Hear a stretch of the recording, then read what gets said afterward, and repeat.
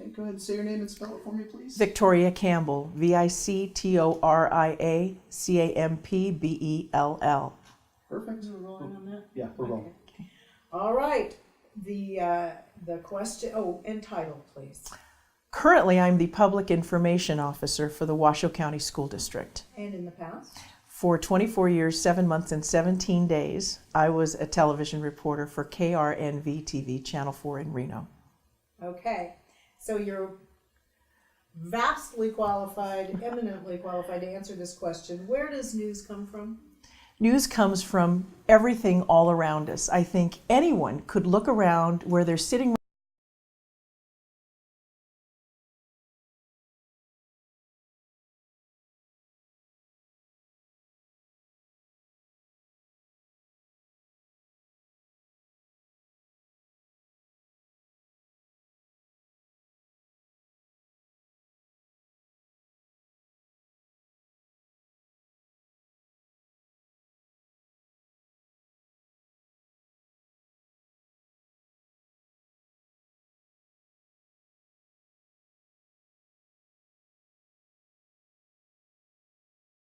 People call the newsroom and say, hey, can you tell me what all that smoke is off there in the east? Maybe that's a building fire. Maybe it's a geothermal plant. People used to make that mistake here in Reno. There's a geothermal plant south, and so you'd see steam coming up every day. You could always tell when it was a new reporter because they always thought there was a fire, and it's not. So people would say, well, can you tell me why the traffic is backed up on this highway? Well, we'd make a call on that. Sometimes we weren't aware of it. So sometimes it's a caller. Sometimes it's an email. Someone will write in and say, I think there's something going on in my neighborhood that you need to look into. Or I went before the city council last week and I didn't get what I wanted and I want someone to do a story about this. News is all around us, and there are hundreds of different ways that a TV station or a newspaper will find out about news. And some of that news, most of that news arises spontaneously from everyday life, but some of it is manufactured, and there are agencies and people who make their living doing nothing but manufacturing news. Right. If I'm reading or watching or listening, how do I spot that? Well, public relations agencies or PR agencies are in the business of selling news. And a good journalist, let's say a PR agency is talking about a new Walmart going in a neighborhood and invites a TV station or a newspaper to come cover the ribbon cutting as we first open the doors, right? So that's kind of a soft news. That's kind of a story that may be news and maybe not news. But a good reporter is going to ask what I always call the next question. So there's always one more question you can ask. If you're a really curious person, there's one more question you can ask. And I guess the reason I'm asking, if I see a story that, wow, it's fluffy and it's interesting, but how do I know if it's real?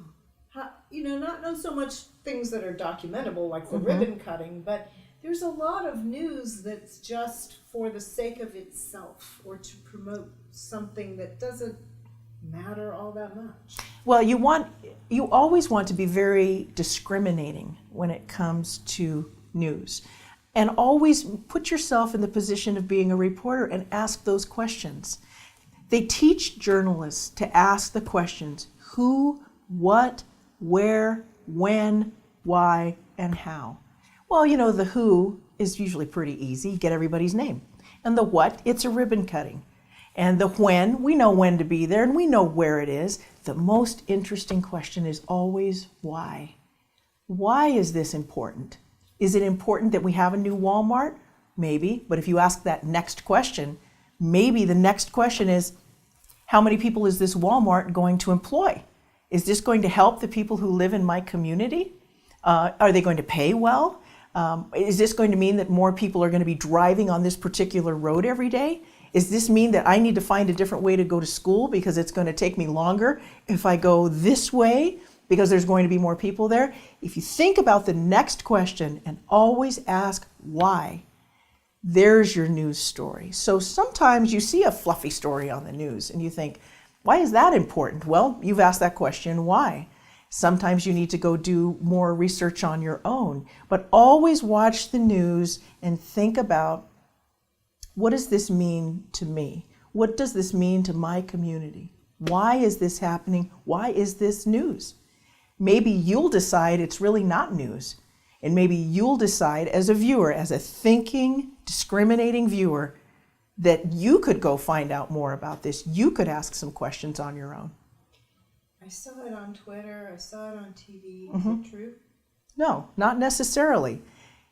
Just because somebody puts something on Twitter or puts it on the news or puts it on a blog or puts it online, that doesn't mean it's true. But just as those different outlets can offer you non-news or things that aren't necessarily accurate or true, it also offers you plenty of ways to go figure out for yourself if it is. So you can do research online. If you see something online that says, and let's say that someone claims that they saw a plane crash, and you're not sure if that plane really crashed. This is just one person saying that. What are the different ways that you could go about looking for yourself? If they say that it happened in a particular state, well, you can start looking at newspapers online and television stations online to see if that actually happened. Look at an accredited news agency like the Associated Press. See if they have any account of that. You don't ever, just as if I walked up to you on the street and said, did you know that today the sky is green? Would you take my word for it? Probably not. Would you look up to the sky to see if it really was green? You probably would. So there are ways that you can figure out if these things are true or not. And that brings us to the role of citizen journalists, people who are becoming more and more important as more and more people have access to the means to shout out a message to the world. So talk a little bit about the distinction between a citizen journalist and a trained professional journalist. Well, I think anyone who keeps a journal is technically a journalist. That means you're documenting and recording what's happening in the world around you. And journalists have been important since the beginning of time. We wouldn't know what had happened thousands of years ago. Let's see if she picks that up. She did. The role of anybody who technically keeps a journal is a journalist. So if you record what's happening in the world around you, you are, in effect, a journalist. You may not be a professional journalist, but you're a journalist. And it's important that people do that. We know what happened during the Salem witch trials because people wrote down what happened. They didn't leave a DVD for us to find later, did they? And the Egyptians, they kept picture art and told their histories and what they understood about the world around them on walls, cave drawings. That's how people chronicled events of their times. So citizen journalists are very important. We live in a great country where everyone is allowed to express their views and express their opinions. And we're very fortunate to live in a country that allows that, because some countries don't. Some countries, you're putting your life on the line by chronicling what you see in the world around you, or expressing your views about the government, or your school, or your city government, or the police. Here we can express those views. To consider people journalists, professional journalists, you can't. Journalists in school are taught to examine all sides of every story and to not become emotionally involved. If I were complaining about law enforcement in my city, and I had a blog and I was writing from my point of view, that's a sacred thing, and that's important that I'm able to do that. But am I looking at all sides of the story in kind of a disconnected and dispassionate and unemotional way? No, I'm not. I am giving my opinion, which is important, but it's not journalism. Journalism is a professional going out and gathering every side of the story that they possibly can and presenting it in an equal fashion, in a fair way, in an unbiased way. Citizen journalists can't always do that. They're not in a position to do that. That's not what they want to do. But professional journalists, that is their duty. That's what they have to do. Why? because that's their job, that's their profession, and it's important for people to see both sides, all sides of every story. They will go to a city council meeting where one citizen journalist is on one side and another citizen journalist is on another side, and they may each have a blog, and they may each be writing about why they're angry that the Sparks City Council wants to get rid of feral cats, for instance. One wants to save the cats. One wants to get rid of the cats.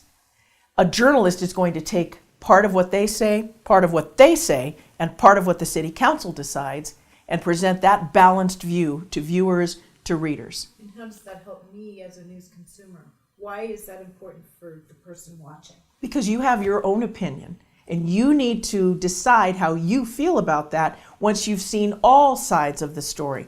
This blogger, the city council. Now, if you only heard this side, you might say, yeah, I kind of agree with that. Well, you haven't heard the other side, and you haven't heard what the city council is going to say.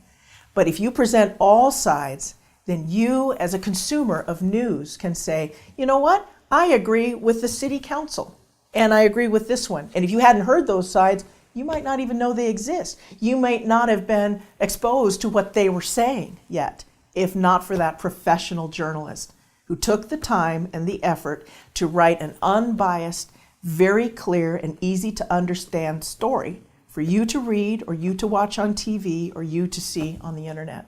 Sometimes when the news doesn't agree with what I think, I get mad at the reporter, or I get mad at the news organization. Talk about that. Well, I think it's important that everyone have an opinion, and if you feel like a reporter hasn't done a good job of presenting all sides of a story, let's say let's say they went to a city council meeting, and that you feel that they only showed one side of a story, and they favored one side and ignored another side. You may be right. It could be that that professional journalist did not do his or her job that day. So you, as a questioning person and a person who lives in a free country, can do your own. You can do your own research. You can bring it to the attention of the reporter. Remember, I said that news organizations get phone calls all the time. You can send a phone call in, you can send an email in, and you can say, you know what? There's another side to that story that you didn't cover yet. And you know what? That's considered news. Plenty of times we would get a call and say, hey, you didn't look at this side of the story. You talked about this new store that's going in. Well, now there's going to be more traffic on my street. You did ask the next questions. You covered how much these people are going to make, how many people are going to be employed, that there's going to be more people on this freeway exit. Well, guess what? To get home, they're driving through my block 2 blocks away. You didn't think to cover that side of the story. Well, you know what? It's up to a good journalist to say, you're right, I didn't. We'll come out and talk with you today and see how it's affecting your neighborhood. So another place where news comes from. Absolutely. Your critique of the news that's been presented. Absolutely. Or to expand on it. To say, hey, you know, I know you weren't aware that this new hospital pediatrics ward that they're putting in that will help children get better, they're going to have, for the first time, a ward for children who are battling cancer. My child has cancer. So would you like to come over and talk with my child? Because from now on, we don't have to drive to California for her medical care. I know you didn't know about her. It's not the reporter's fault. They're not going to go through and introduce a reporter to every child in that ward. But when a mom or dad reaches out and said, would you like to interview me and talk to my child about what this is going to mean to us? Absolutely. News stories tend to expand. You put on part of the story, or as much of the story as you can get that day, and then you find out that it sort of blooms and more people write in, and they may not like your story. They may love your story. They may want to give you more information about your story. Every story is like a plant that you plant from a seed and then it grows. And that's the great thing about journalism, is that when people are curious, they kind of get onto 1 or 2 or 3 stories and watch those stories just grow and grow. Sometimes they're great stories, and sometimes they're sad stories. Sometimes they're stories that will change a community forever, or a state, or a neighborhood, or a little block, or a street, or a school. But people can bring about change when they are very well informed. And one way to be informed is to watch the news and to read the news. So how much news is this time consuming? How much news do I need to read or watch to be a good citizen? I think that's different for everyone. It depends on what you're interested in. You could spend 24 hours a day looking at news. 20 years ago, 30 years ago, newspapers came out once a day. So their reporters had more time during the day to explore something in depth. So the newspaper came out in the morning or it came out in the evening. TV news was on maybe in the morning and 2 newscasts at night, and that was it. Now, what's different? We have computers. Newspapers are constantly updating their stories on the computer. Breaking news. We have new information, put it on the computer. You don't need to wait for the newspaper anymore. TV news, you don't need to wait for the 5 o'clock newscast anymore. Get on that computer and see what the breaking news is. One of the pitfalls of that, you see CNN is a 24-hour news broadcast. You got to have a lot of news to fill 24 hours, or you find yourself repeating yourself. Sometimes on a slow news day, you can tune back into CNN 2 or 3 or 4 hours apart, and they're talking about the same things because there's not that much to talk about. So the problem is, when you have 24 hours to fill, it can be very difficult not to lurch into entertainment news, to see what the Kardashians are doing today. Is that news? I would argue that is not news. You have 2 young women who have passed the Army Rangers course. That's news. That's good news. And it's up to you as a viewer or a reader to decide, you know what? I don't think what the Kardashians are doing today is news. But I think what these 2 young women accomplished in passing the Army Rangers course is news. I think it's more interesting to see what a young freedom fighter, Malala, is doing, who wants young girls to be able to go to school. She celebrated her 18th birthday at the same time Kylie Kardashian did, which is news. Malala started a school on her 18th birthday. Kylie Kardashian went to St. Bart's, which is news to you. And a good news consumer is going to know how to answer that question. You worked, as you said, for many years as a television journalist. Uh-huh. What is the most interesting story you ever covered?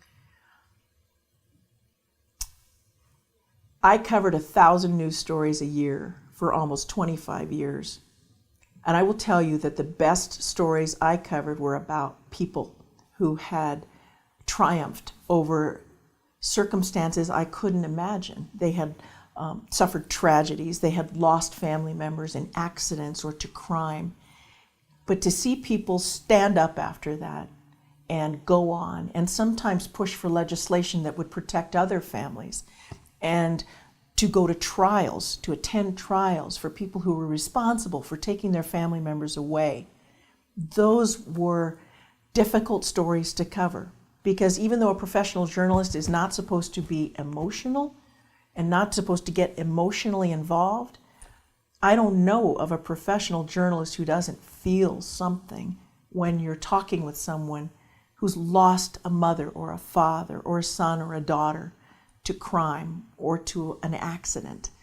You can't help but put yourself in their place and think, would I have that much courage to go on? Would I be down testifying before the legislature, asking to have laws changed to protect other families, or would I just curl up in a ball and never get out of bed again?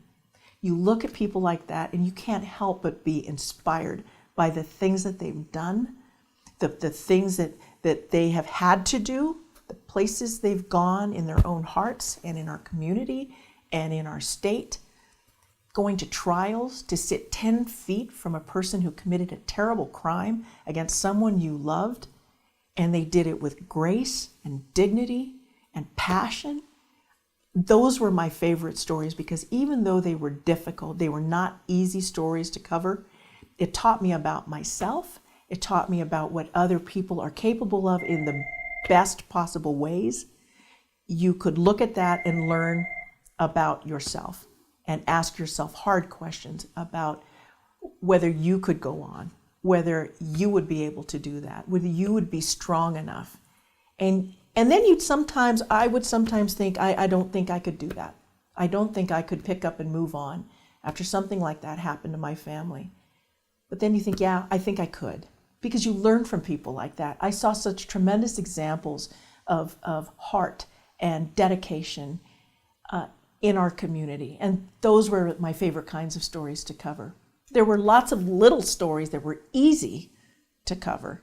Those were the hardest, and those were the best. And so that leads me to one final question. Of course, news, especially television news, gets a lot of criticism because if it bleeds, it leads. Mm-hmm. You know, we are, the first thing we see is a bad accident or a murder or something that's horrendous. And so why are those things news as opposed to some policy issue that you might lead with that day? Well, I think, there's always going to be competition between television stations, between newspapers, now between television and newspapers. They're going to want to lead in the ratings. They're going to want to have more readers. They're going to want to have more people going to their websites. So it's probably instantly more interesting to turn on the news and see what we call breaking news or spot news. Number one, it could affect how you get home that night if there's a terrible accident, or if there was a shooting in a courthouse or a library or something. Wouldn't you want to know if there's still someone on the loose that you could help find? Yes, but that involves asking that next question. Who was the person responsible? Were they driving away in a particular kind of car? Who needs to be worried about this accident? Everyone going south on this freeway today or going north, going home? So I think there is a case to be made for leading with stories like that because they do affect the community around us. People do want to know about that, but you don't want to watch a newscast that is entirely breaking news. You want to go on to a story about legislative policy or the fact that a library is going to close or the fact that this street's going to be torn up because that's going to affect a lot of people, or a business is closing or a business is opening, or what did the city council have to say or the school board have to say today. It's important to know what's going on in the community around you. Yes, television news does get a lot of heat for that. And if you had a whole half hour of that kind of story, then you have a case. But it could be argued if you ask that next question, it's not just that it's a serious accident, but this affects the community around us in these ways today, then it's important. And it is important to lead with that. So you just described something called news you can use. Yes. Okay. Yes. Thing in news? It is an important thing because, your job as a journalist is to inform people about what's going on around them. So there's long-term stories like a legislative policy that goes into effect in 6 months that will affect how school buses run or what kids learn in school. Those are important things to know. But right now, you need to know that 4 lanes of traffic are blocked on this freeway because there's been an accident. Right now, you need to know that police are looking for a man around this school, and that's why this school is on lockdown. It's not at the school, but it's in the area around the school. It's important right now that you know that. And in a minute, we'll tell you about things that are happening down the road. There's a trial underway downtown, and we're in the second day of a 2-week trial. So it's important that you know about that. I think where news stations and newspapers get into trouble is when they think they can build an entire news philosophy on accidents and injuries and crimes. People don't want to see all of that. Once they get past what affects them right then they do want to know what's going on around them. Like we talked about cave drawings and Egypt. People want commentary on the events of the day. Yes, these are events of the day, but there are other events of the day that are just as important and important, even more important sometimes in other ways because they affect them differently. An accident might affect how soon they get home tonight, but some legislative action or a new policy that the state legislature is considering may affect them for years down the line. So it's up to a news person to decide what's more important. And just because it's first or second or third or 10th or 12th in a newscast doesn't mean it's not important. It just means some people watch the first 4 or 5 minutes of a newscast and that's all they get. Is that a good consumer of news? I would argue probably not. If every day you just watch the first 2 or 3 minutes, sometimes you get busy and you can't watch all of it, but we're very lucky in that you can follow up online and you can look things up. And if you don't know a word, look under dictionary.com and look for the word.